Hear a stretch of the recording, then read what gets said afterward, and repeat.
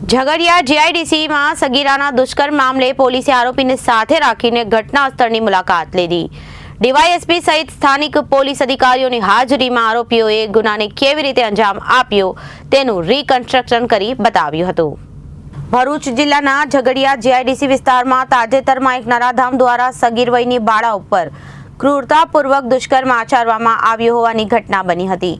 પોલીસે આ ગુનામાં સંડોવાયેલા આરોપીને ગણતરીના કલાકોમાં ઝડપી લઈને આ મામલે સઘન કાર્યવાહી હાથ ધરી હતી। ભોગ બનનાર સગીરાની હાલત નાજુક બનતા તેને વડોદરા સયાજી હોસ્પિટલ ખાતે સારવાર માટે દાખલ કરવામાં આવી છે। દરમિયાન ઝઘડિયાની સગીરા પર થયેલા દુષ્કર્મના મામલાની વિસ્તૃત તપાસ માટે આજરોજ અંકલેશ્વર નાયબ પોલીસ વડા કુશલ ઓઝા સહિત સ્થાનિક પોલીસ અધિકારીઓ આરોપીને સાથે રાખીને ઘટના સ્થળની મુલાકાત લીધી અને આરોપીએ સમગ્ર ઘટનાને કેવી રીતે અંજામ આપ્યો તે આરોપી પાસે રીકન્સ્ટ્રક્શન કરાવીને જાણકારી મેળવી હતી। આ અંગે મળતી વિગતો મુજબ કોર્ટ દ્વારા આરોપીના 5 દિવસના રિમાન્ડ મંજૂર કરવામાં આવ્યા છે। તે દરમિયાન આજ રોજ આરોપીનું કન્સ્ટ્રક્શન કરવામાં આવ્યું હતું।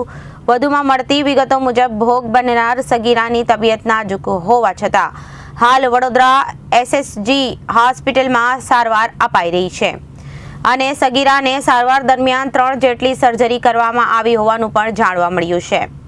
સગીર વયની આ બાળા પર થયેલા દુષ્કર્મની ઘટનાને પગલે સમગ્ર જિલ્લાની જનતા હચમચી ઉઠી છે અને આરોપીને સખત સજા કરવામાં આવે તેવી માંગ કરી રહી છે।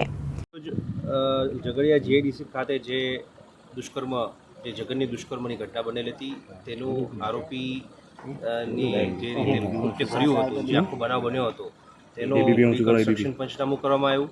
આયોની હાજરીમાં તથા સરકારી પંચોની હાજરીમાં આ રિકન્સ્ટ્રક્શન પંચનામું કરવામાં આવ્યું, જેમાં આરોપીએ કઈ રીતે આખા આ ગુનાનો અંજામ આપ્યો તે બાબતે પોતે સરકારી પંચોની હાજરીમાં અમને માહિતી આપી હતી અને એ અન્વયે તમામ વિગતોને ધ્યાને લઈ અને પંચનામું કરવાની કાર્યવાહી કરવામાં આવી। Bureau report Janadesh news Bharuch.